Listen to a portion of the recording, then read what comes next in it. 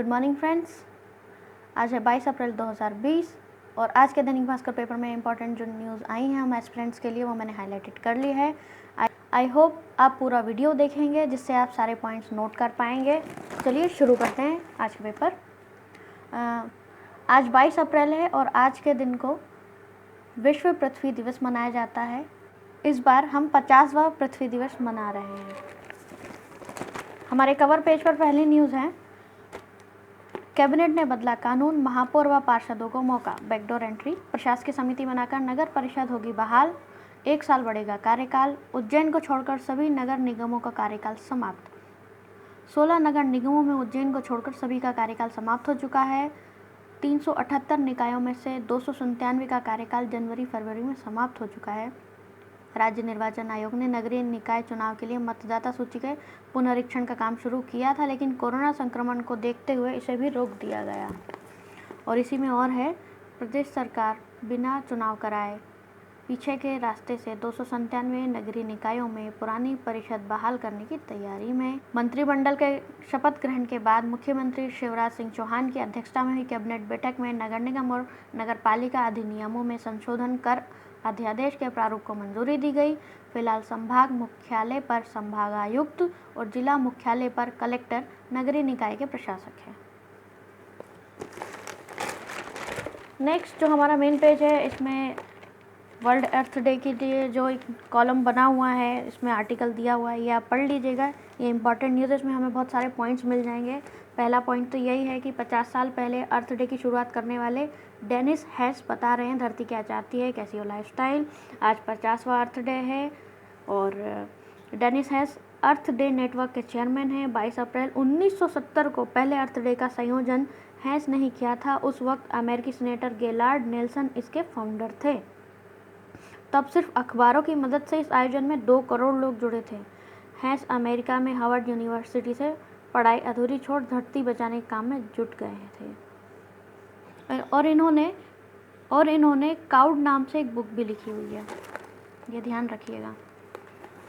अन्य जो मुख्य खबरें हैं उसमें है कोटक महिंद्रा बैंक ने अप्रैल में दूसरी बार बचत जमा पर ब्याज दरें घटा दी।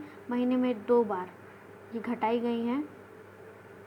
उसके बाद नेक्स्ट न्यूज़ है, जियो की इनकमिंग कॉल की सुविधा 3 मई तक बढ़ी। नेक्स्ट न्यूज़ है, यूएस साइंस बोर्ड के मेंबर बने भारतीय अमेरिकी राष्ट्रपति डोनाल्ड ट्रंप ने भारतीय अमेरिकी सुदर्शन बाबू को साइंस बोर्ड में सदस्य नियुक्त किया है। सुदर्शन नेशनल साइंस बोर्ड में 6 साल के लिए नियुक्त किए गए हैं। अंदर से अन्य ज़रूरी खबरें हैं। पहली तो यह कि 5,61,000 मीट्रिक टन खरीदी। रबी उपार्जन में धर्म कांटे की तौल को ही मान्यता। धर्म कांटे पर वे ब्रिज प्रभारी अधिकारी नियुक्त किए गए।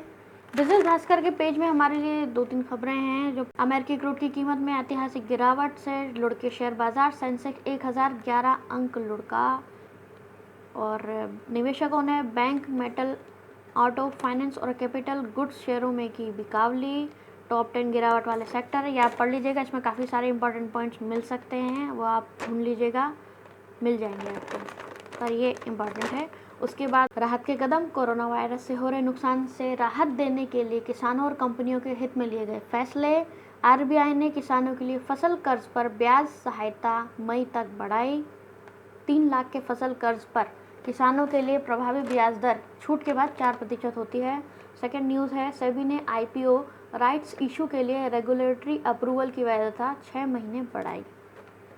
स्पोर्ट्स पेज पर हमारे लिए 2 न्यूज़ हैं। पहली है, बार्सिलोना कैंप नाउ के अपने स्टेडियम का नाम बदलेगा, फंड जुटाएगा। 1957 से बने स्टेडियम का नाम अब तक नहीं बदला गया है।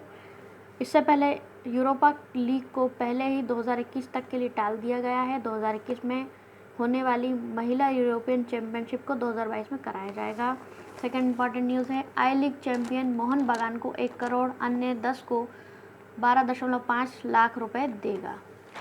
कोरोना अपडेट वाले पेज में हमारे लिए सिर्फ एक न्यूज़ है। पहली तो ये, श्रीलंका में चुनाव होने थे वो 2 महीने के लिए टले, 25 अप्रैल को होने थे। उसके बाद सेकंड न्यूज़ इम्पॉर्टेंट है, कोरोना वायरस पर फोर्ब्स की एक रिपोर्ट आई है। ये इम्पॉर्टेंट है, फोर्ब्स की रिपोर्ट है, इसीलिए आप इसको देख लीजिएगा। इसमें इम्पॉर्टेंट पॉइंट बहुत सारे निकल जाएंगे। सुरक्षा, क्वारंटाइन, जोखिम क्षमता, स्वास्थ्य सेवा, स्टाफ मैनेजमेंट जैसे पैमाने पर इनकी एक रिपोर्ट बनाई गई है, रैंकिंग की गई है और उसके बाद ये सारे दिए हुए हैं। बहुत सारे जितने भी देश हैं अपने सभी इसमें सुरक्षा में टॉप 10 देश, संक्रमण से निपटने में कामयाब टॉप 10 देश और इलाज की क्षमता व्यवस्था में कौन से देश टॉप पर हैं, ये सारी चीज़ें हमारी दी हुई हैं। आप इसे पढ़ लीजिएगा। क्वारंटाइन, इमरजेंसी जैसे 76 पैमाने के आधार पर रैंकिंग की गई है, इंपॉर्टेंट है, इसे आप पढ़िएगा। बहुत सारे पॉइंट्स नहीं लीजिए। लास्ट पेज में हमारे लिए 2 न्यूज़ हैं। पहली इंपॉर्टेंट आप ये लिख लीजिएगा, जूम जैसी ऐप बनाओ 1 करोड़ देगा केंद्र। ये हाईलाइट दी हुई है, हेडिंग दी हुई है न्यूज़ की। केंद्र सरकार ने भारतीय सॉफ्टवेयर कंपनियों से देशी वीडियो कॉन्फ्रेंसिंग ऐप डेवलप करने को कहा है।